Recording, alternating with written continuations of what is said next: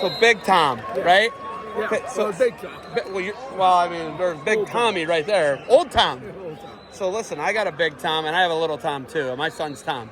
Just wanted to let you know that. That's great. Tom's a good thing, right? Great name. Good name. Okay. So Tommy won last weekend. Yes. Okay. How many grandkids do you have wrestling in total right now, whether it's OAC or just doing the sport? Yeah, I have 12 grandsons, 10 wrestle, How many sons do you have? one son, Just 3 Tommy. daughters. And 3 daughters. Right. So that tells me that all of your daughters everybody's got 4+ kids. Yeah, 4+ kids, yeah. How many? So 12 of them are 18 boys? total. Yeah, 18 total. So 12 of the 18 are boys. Yeah. You got a big smile. You only had one son. Right, yeah. What does this mean to you seeing all your grandsons out here doing the sport? It's amazing. It's such a great sport. Tommy speaks to it all the time, and we really feel strongly that it's a real great sport for learning the whole struggle of everything that you go through in your life. And we don't try not to make it struggle, try to make it fun. But anyway, it's it's a good laboratory for all that. And we always thought that from the very beginning. But yeah, I got 12 grandsons. 10 are walking, old enough to wrestle. So they do.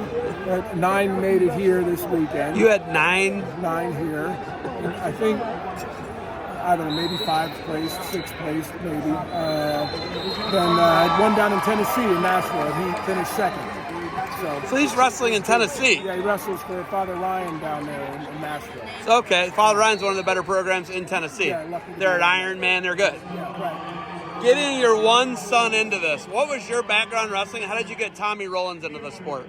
Well, I grew up in New Jersey, wrestled in New Jersey, moved my senior year to Ohio, wrestled in Ohio, didn't know anybody from anything because it's 1975, no internet or anything. So I ended up at OU, wrestled there a couple of years with Harry Huska and the team down there, got married in college. And then, when Tommy and I wrestled, we always tease about wrestling the head. As a dad, I would just get down on all fours and bump him around with my head. And that was it. We just started with that, and it was always fun and kept it fun. And then he started about 6 years old wrestling. And his first time, he won his first 2 tournaments, and then went to the 3rd tournament and lost.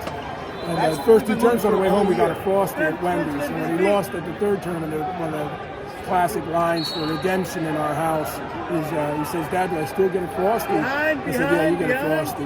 And so now kids always ask when they lose, do we still get a Frosty? Or we tease them that they still get a Frosty. Like just now, Mike Zerker finished 6th here, and I know it was a hard loss for him.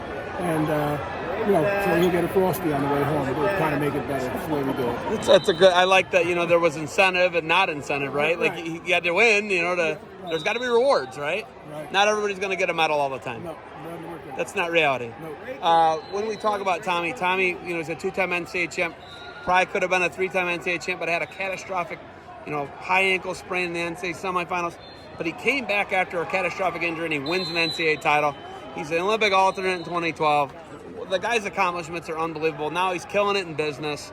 What's it mean to have him being such a great guy and now him mentoring kids? Well, I'm very happy that I married well. That straightened out a lot of things.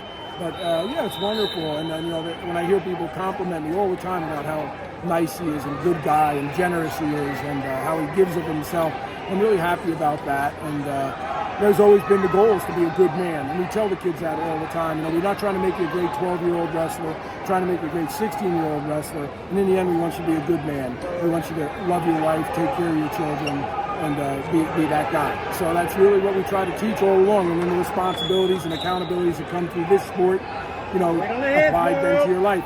These are pretty young guys. We don't get that far. But with the high school guys, we talk a little bit. I'm sure young Tommy, my grandson Tommy's on the verge of getting those heavier conversations as to how it's forming him as a person, not just as a wrestler. Biggest thing, you have a daughter or you have a granddaughter that is a genius from what I've seen, and she probably is going to be a Division I soccer player, right? Yeah. Why are sports so important in the Rollins family? Basically wrestling in another dress, just another way to do it. The accountability, setting goals is important, working toward goals, dealing with disappointment, dealing with the success, and staying disciplined and consistent. It's kind of basic stuff, but normal stuff. I think for guys who've been around success, they know these things happen. You know, living a good life, training well, and generosity. Because, you know, if you want to be around good people, you have to be a good person yourself. Are there any matches coming up? Are you able to scan the gym right now to make sure I'm not keeping you from a match? Are you able to see? I mean, seriously. One of the grandsons or two might be out there. I know I got one in the finals coming up. Joey Rollins, and then Logan Rollins. I think is wrestling for third any minute. Okay, I got to let you get at that. Thank you for the time. Congratulations on all the grandsons and granddaughters. I appreciate hearing the messages that you have. You got anything else for me? No, thanks for being around.